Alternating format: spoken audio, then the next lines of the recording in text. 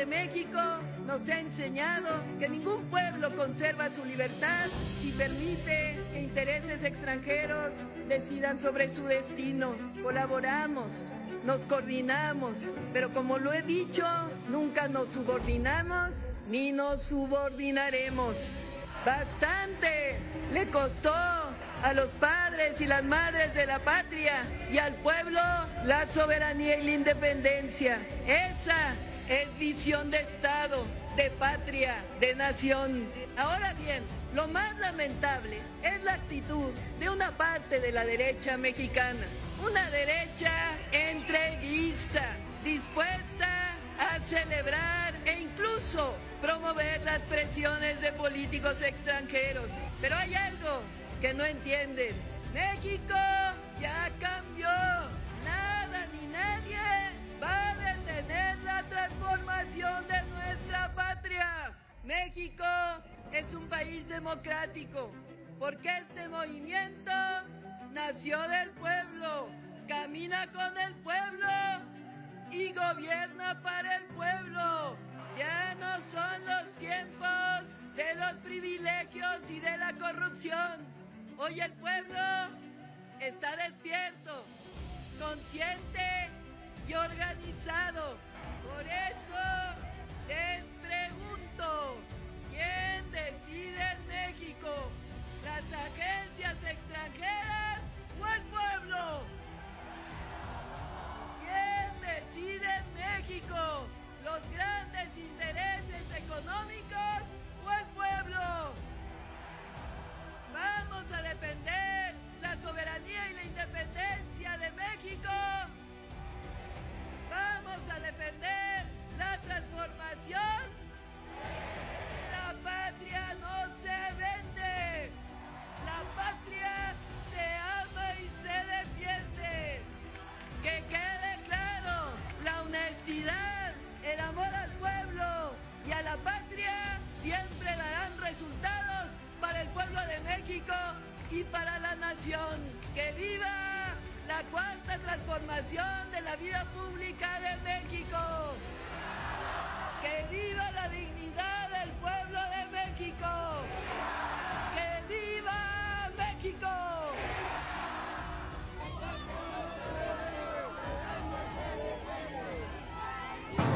Les voy a dar 12 buenas noticias. Número 1, récord en inversión extranjera directa, la más alta de toda la historia de México. Número 2, que el desempleo se ubica en solo 2.5%. Estamos entre los primeros 3 países con menos desempleo del mundo. Se crearon más de 500,000 de empleos y abril fue el abril con el más alto empleo formal de la historia. 3, la inflación se redujo. El peso está fuerte, el tipo de cambio hoy se ubicó en 17 pesos con 40 centavos. 4, somos de los países con el precio más bajo en las gasolinas. En 2025, el déficit disminuyó en 1.5% del PIB. 6, la deuda de los requerimientos financieros del sector público se ubicó en 50.3% al cierre del primer trimestre de 2026. 7, aumento récord de exportaciones y balanza comercial positiva en el primer trimestre de 2026. 8, el salario mínimo aumentó más de 150%, 154% del 2018 a la fecha. Y la pobreza laboral se encuentra en su mínimo histórico. Pemex redujo su deuda en $20,000 millones, lo que permitió mejorar su calificación crediticia. 10. Aprobamos recientemente, junto con el Congreso, la Ley para la Inversión, que acelerará la inversión pública mixta en el segundo semestre de 2026. Creamos la Oficina de Inversión desde la Presidencia de la República para facilitar la inversión privada, la cual va acompañada de la reducción de trámites, la creación de la ventanilla única y la certidumbre en el pago de impuestos de todos los contribuyentes.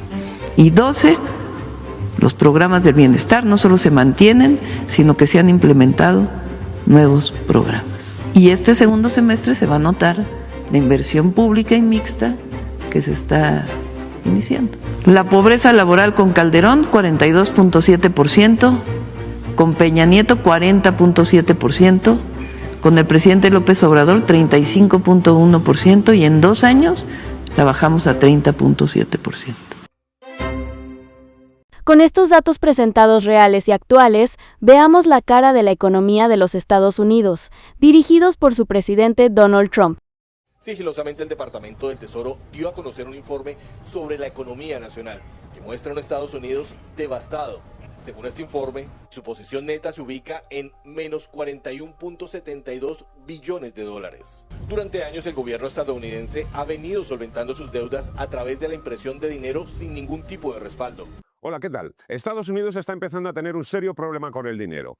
Necesita pedir más fondos para financiar la guerra contra Irán y, lo que es peor, empieza a tener problemas de liquidez para mantener a flote su economía. Sé que esto te puede sonar exagerado, incluso a una alucinación, pero es que es exactamente así. De hecho, si miras bajo el capó del sistema, las señales de alarma están por todas partes. Las reservas de los bancos han caído a niveles que no veíamos en muchos años. Mientras tanto, el gobierno de Estados Unidos sigue emitiendo cantidades industriales de deuda, absorbiendo como un agujero negro todo el dinero del sistema. Por otro lado, el coste del dinero sigue alto, muy alto, con tipos que no veíamos desde hace años e hipotecas que no bajan del 6,4%. Y para rematar, aunque el mercado de bonos parece tranquilo, no lo está tanto. Intenta comprar o vender ahora grandes cantidades de deuda sin que el precio pegue un salto extraño. La profundidad del mercado está empezando a desaparecer. Bueno, y por si el sistema no estuviera ya lo suficientemente tenso, ahora, ya sabes, llega la factura definitiva con la puesta en marcha del Proyecto Libertad. 15.000 soldados y un despliegue masivo en el Estrecho de Hormuz, que es básicamente una trituradora de dólares. El Pentágono ya se ha fundido 25.000 millones de dólares en solo 2 meses y ahora ha pedido otros 200.000 millones adicionales para literalmente matar a los malos. Pues ¿sabes qué? Que mientras la factura sigue creciendo, estamos viendo que las entradas en los fondos de inversión en acciones globales están pulverizando todos los récords históricos. Solo en el mes de abril han entrado 86.000 millones de dólares en la bolsa. Para que te hagas una idea, acabamos de encadenar 6 semanas seguidas de compras masivas con picos de casi 19.000 millones en una sola semana. Estamos en niveles que no veíamos desde la euforia de 2021. Por tanto, primera pregunta, ¿por qué los grandes inversores están comprando de forma tan agresiva si la factura sigue subiendo y hay problemas de liquidez? Mira, la explicación oficial es que los beneficios empresariales están fuertes o que el boom de la inteligencia artificial justifica cualquier precio. Vale, todo eso está muy bien, pero hay algo más y que explica por qué los grandes están apretando el acelerador. Lo vemos.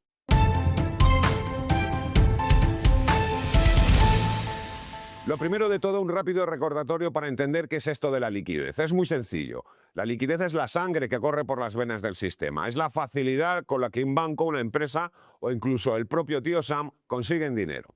Piénsalo como un sistema de tuberías por las que circula un líquido vital, el dólar. Los bancos son las estaciones de bombeo que hacen que todo eso se mueva. Cuando el líquido fluye con normalidad, todo es una fiesta. El sistema está perfectamente engrasado, el crédito es barato, las empresas invierten y los mercados suben con esa alegría que tanto nos gusta ver en las pantallas. Pero hay amigos, si el líquido deja de fluir, la cosa se pone fea. Las máquinas se calientan, el metal empieza a chirriar y al final el motor se gripa. Entonces los bancos tienen que empezar a pagar más para captar dinero y eso fulmina su rentabilidad. Pero no se queda ahí, toda la financiación se vuelve un lujo, tanto para el panadero de la esquina como para el gobierno que emite deuda a expuertas. Y esto es lo que quiero que grabes a fuego. Las crisis financieras no suelen ser un portazo, son un goteo. Empiezan así, poco a poco, con pequeñas tensiones que casi nadie ve o que muchos prefieren no ver, hasta que ya es demasiado tarde para buscar el paraguas o el paracaídas. Por eso nos interesa saber qué está pasando bajo ese capó. Así que basta de teorías y vayamos ya a los datos. Los inversores institucionales no son tontos. Ven perfectamente que las reservas bancarias están en la zona roja de los 3 billones y que el mercado de bonos es un campo de arenas movedizas. Pero precisamente por eso compran, porque están forzando el desenlace. ¿A qué me refiero? Saben que el sistema no aguanta mucho más sin romperse. Y cuando algo se rompe, la Reserva Federal siempre acaba interviniendo. Siempre. No porque quiera, sino porque no le queda otra. Porque cuando el crédito se congela, la economía se para y eso es lo único que no se pueden permitir. Mira el cuadro completo. Tenemos además un gobierno que sigue emitiendo más de 2 billones de dólares en deuda al año para tapar un déficit que ya se mueve en el 6% del PIB. Esa deuda no se coloca sola, está absorbiendo como un agujero negro la poca liquidez que queda. elevando la deuda nacional total por encima de los 39 billones de dólares. ¿Y qué quieres que te diga? Ese dinero tiene que salir de algún sitio porque no crecen los árboles. ¿Y de dónde sale? Sale de los inversores, de los bancos, de los fondos de inversión, dinero que deja de estar disponible para otras cosas. Es como si el Tesoro estuviera aspirando liquidez del sistema y cuanto más emite, más aprieta. Y mientras el Tesoro succiona el dinero para pagar esas facturas, la Reserva Federal sigue con su política de retirar liquidez del balance, que ya ha caído desde los 9 billones hasta los 6 billones y medio actuales. Dicho de forma clara, el gobierno gasta lo que no tiene y la Reserva Federal está quemando los billetes que antes nos prestaba. Es una ratonera, porque por un lado tienes al gobierno gastando y emitiendo deuda sin parar y por otro lado tienes a la Reserva Federal retirando liquidez. Es decir, uno pisa el acelerador y el otro está quitando gasolina del depósito. Y así no se puede conducir mucho tiempo sin que algo cruja. Y claro, los grandes fondos que ven que el dinero es hoy más caro saben que en este contexto de guerra y sequía monetaria, si el sistema se tensa un milímetro más, algo saltará por los aires. Y ahí está donde entra la gran apuesta. Creen que si todo va peor, la Reserva Federal no tendrá más opción que elegir entre la rendición total o ver cómo todo el sistema salta por los aires. Dicho de otra forma, lo que muchos inversores están esperando es que la Reserva Federal capitule, baje los tipos de interés, detenga la reducción del balance y otra nueva etapa de dinero gratis. Y esto es así porque siempre ha sido así. Si uno mira la historia, los ciclos financieros no perdonan. Primero se retira la liquidez, como hemos visto con el balance de la Reserva Federal cayendo de los 9 a los 6 billones y medio de dólares. Después empiezan a aparecer las grietas, esas tensiones que podemos ver en el mercado de bonos o en la caída de las reservas. Y finalmente llega el momento de la verdad, que si no explica, entre otras cosas, que Trump haya estado tan obsesionado con Jerome Powell y con el control de la Reserva Federal. Sabe que el sistema está secándose y necesita a alguien que no le tiemble el pulso para volver a abrir el grifo. Y aquí entra en escena la gran incógnita, el hombre del momento, Kevin Warsh, el próximo presidente de la Reserva Federal. El mercado está ahora mismo dividido, intentando adivinar si Warsh llegará con un pan debajo del brazo o con el látigo. ¿Por qué esto es importante? Por un lado, podría optar por la línea dura, tipos de interés altos, disciplina fiscal y seguir drenando el sistema hasta que la inflación se muera de hambre. Eso significaría dinero caro por mucho más tiempo y menos oxígeno para la economía y la bolsa. Pero por otro lado, si la cosa se empieza a torcer de verdad, si la economía se frena, si el mercado de bonos da un susto serio o si la factura de la guerra en Hormuz se vuelve impagable, entonces el discurso cambiará por arte de magia. En ese escenario no le quedaría otra que hacer justo lo contrario, bajar los tipos de interés a la carrera y volver a inundar el sistema para evitar que el juguete se rompa. O aprietas más hasta que cruja o das marcha atrás y vuelves a regar el sistema. Fíjate bien, el mercado ya ha elegido bando. El S&P 500 y el Nasdaq no están en máximos históricos por casualidad o solo porque los beneficios estén saliendo a pedir de boca con un 72% de las empresas batiendo expectativas. Están salivando también ante la posibilidad de que la Reserva Federal capitule. ¿Cuándo? Eso no lo puede saber nadie, pero como explica en su comentario semanal Juan Carlos Ureta, presidente de Renta 4, en el mercado ya se habla abiertamente de lo que algunos llaman la paradoja de 2026. Bolsas disparadas en medio de guerras, deuda descontrolada, crisis energética y una confianza del consumidor que está en mínimos históricos. Y la guinda, ya sabes, a ese pastelón es esa deuda de Estados Unidos acercándose peligrosamente a los 40 billones de dólares. No están comprando porque todo vaya bien, están comprando porque saben cómo puede acabar todo esto. Te dejo con esta última reflexión. ¿Y si el mercado se equivoca? ¿Quién está comprando realmente aquí? ¿Alguien que ve valor real en el precio de las acciones o alguien que simplemente está apostando a que el Banco Central de turno vendrá al rescate antes de tocar suelo? ¿Qué opinas? Vale, de todo esto, de la renta fija, de lo que de verdad se mueven las tripas del mercado y de todo lo que te acabo de contar, si volveremos a ver compras masivas de bonos y rescates a gogo. Todo está carísimo. Uno no puede con lo que se gana. En Nueva York y a lo largo y ancho de Estados Unidos, hasta lo más básico cada vez resulta más caro. La comida, moverse por la ciudad, pagar la renta, todo está en aumento y hay que hacer ajustes diarios. A esto se suma un estudio reciente que indica que el 62% de los neoyorquinos no ganan lo suficiente para cubrir el gasto real de la vida.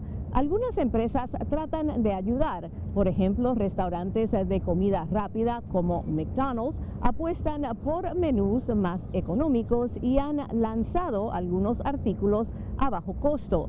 Pero ¿Ayudan estos descuentos? ¿Qué piensan los neoyorquinos sobre el alto costo de la vida y qué medidas han tomado para lidiar con el aumento en los precios? Que uno no puede ir con una lista muy grande al supermercado porque uno no sabe, no puede salir con todo lo que gasta, ¿verdad? Entonces uno también a veces tiene que entrar y comprar lo básico, lo que se necesita inmediatamente y esperar al resto. Pues cada mes tengo que checar si puedo comer afuera o no, si tengo que pagar la renta. Pues cada año sigue el aumento de la renta, pero el salario no aumenta lo suficiente. Hemos tenido que sacrificar pues algunos gustos, salir cada vez que podíamos salir por ahí a pasear con la familia, hacer recortes en gastos personales también. Solo tienes que mirar a tu alrededor para darte cuenta que algo está cambiando en la economía de Estados Unidos. Y no precisamente como nos lo prometieron, porque mientras los titulares intentan pintar una realidad, la economía real está contando una historia muy diferente. Y hablemos de hechos. Solo en el 2026, Domino's Pizza está cerrando 250 sucursales. Pizza Hut también alrededor de 250 locales. Wendy's está cerrando entre 300 y 600 restaurantes. Popeye's Chicken está cerrando alrededor de 150. Papa John's, más de 300. Denny's está cerrando más de 150 restaurantes. Red Lobster, más de 100. Red Robin, más de 70 sucursales. Y pausemos un momento. Estos no son cualquier negocios. Son negocios del día a día, de la clase media en Estados Unidos, lugares donde la gente va cuando la economía está estable. Y esto no termina ahí. Recientemente Amazon acaba de anunciar que va a recortar y ya empezó a recortar alrededor de 30,000 empleos en Estados Unidos. UPS también eliminará otros 30,000 empleos. Esos son 60,000 empleos desapareciendo. Y luego está, como ya sabemos, Spirit Airlines, como la conocíamos, que ya dejó de existir. Entonces hagamos la pregunta real. ¿Qué significa todo esto? Porque esto no se trata solo de cadenas de comida o de aerolíneas. Esto se trata del comportamiento del consumidor. Se trata del poder adquisitivo. Se trata de si el estadounidense o la persona promedio puede salir, puede viajar, comer o vivir como antes, si le rinde el dinero. Cuando restaurantes empiezan a cerrar a esta escala, generalmente significa que la gente ya está gastando menos porque el dinero ya no les rinde como les rendía. Y cuando las empresas despiden a decenas de miles de personas, significa que algo más profundo está pasando. Y cuando desaparecen las aerolíneas de bajo costo, como Spirit, te dice que viajar se está volviendo menos accesible para la gente común. Entonces, otra vez, ¿qué es lo que realmente está pasando en Estados Unidos? Porque seguimos escuchando a los políticos que la economía está fuerte, que estamos ganando, que hay crecimiento y que todo va espectacular. Vamos ganando en todo. Pero si eso es cierto, entonces ¿por qué están cerrando miles de sucursales? ¿Por qué decenas de miles de personas están perdiendo su empleo? ¿Por qué modelos de negocio completos están colapsando? Y esto no es política, esto es realidad. Porque la economía no se mide con discursos, se mide con lo que la gente siente en su bolsillo. Y se mide por si las familias pueden salir a comer, por si los trabajadores se sienten seguros en sus empleos, por si los negocios están creciendo o están desapareciendo. Así que te pregunto directamente, ¿esto se siente como una economía fuerte para ti? Y la pregunta más importante de todas, ¿realmente hemos hecho a Estados Unidos más grande? ¿Hemos hecho a Estados Unidos Make America Great Again? ¿O solo nos están diciendo que sí? Cuéntame qué estás viendo en donde tú vives. Si me desayuno, no puedo almorzar porque no tengo bastante y pues tengo que cenar, ¿me entiendes? Para no irme a la cama con el estómago vacío. La fila sigue y sigue y sigue. Le da la vuelta completa a la manzana.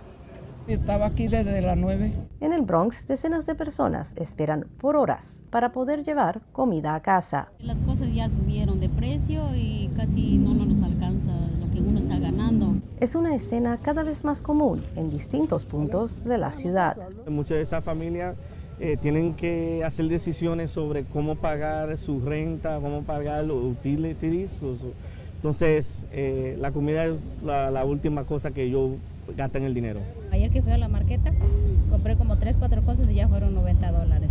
Esta madre dice que depender de las marquetas móviles de City Harvest ya no es una opción, es una necesidad para poder alimentar a sus 2 hijos. Está muy buena, señora, es de choclo, es de maíz. Martina Santos ahora es voluntaria de City Harvest, pero ella también ha sufrido inseguridad alimentaria. He tenido que saltar la comida, quiere decir, si me desayuno, no puedo almorzar porque no tengo bastante y pues tengo que cenar, ¿me entiende? Para no irme a la cama con el estómago vacío. Una situación que teme podría poner en riesgo su salud.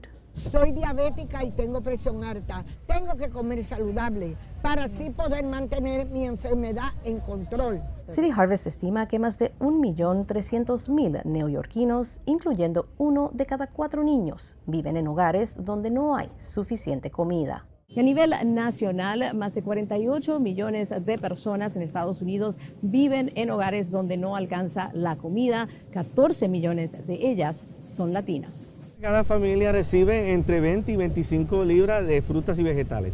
No tiene que dar mucha información, solamente saber cuántas personas hay en su familia y pueden recibir comida. Mientras Martina Santos ayuda a distribuir esa comida, asegura que programas como este le han salvado la vida. Y para mí ha sido una bendición, tanto con mi depresión como me ayudan también a poner un plato de comida digna en mi mesa. Gracias a usted que es voluntaria. En verdaderas líneas de vida se han convertido las largas filas que a pie o en vehículos se extienden por cuadras en el condado de Los Ángeles para recibir despensas de alimentos. Para dar a su familia, porque muchos ahorita no tienen para pagar para gasolina para ir hasta sus trabajos. Es a tener humanidad. Pero muchas veces las despensas se agotan antes de que todos las reciban. Tanto la necesidad de que busca uno lugares en diferentes días para poder salir adelante y seguir comiendo. Para venir a agarrar mi número tengo que llegar a las 4 de la mañana. María Zambrano acudió al centro de distribución de despensas en el área hispana de Pico Union. Porque no nos alcanza la comida y pues la renta. Ahorita hay mucha inseguridad alimenticia por causa de no tener trabajo. La gasolina incluso ha venido a traer mucha inseguridad. Este estudio del Urban Institute publicado el pasado marzo fijó en $144,700 el ingreso promedio que una familia de 4 debe de tener para vivir con estabilidad económica en los Estados Unidos. Ingresos que no alcanzan el 66% de los hispanos en todo el país. Hay un estudio también que nosotros hicimos con otras organizaciones donde aprendimos que la familia promedio está $6,000 lejos de estar en la calle. Organizaciones de asistencia como esta prevén que en los próximos meses habrá de aumentar la necesidad de alimenticia. Y es que a partir del mes de junio, el gobierno federal limitará la asistencia del programa SNAP, conocido en California como CalFresh, que actualmente da beneficios de alimentación a millones de personas. Y con todo esto, ¿tú qué opinas? ¿Quién debería regir la economía del mundo? ¿El peso mexicano o el dólar americano? ¡Los leo en los comentarios!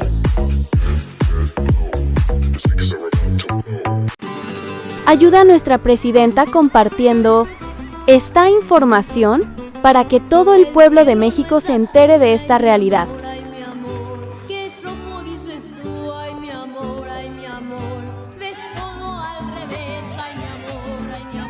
Creo que piensas con los pies. Ay, mi amor, ay, mi amor.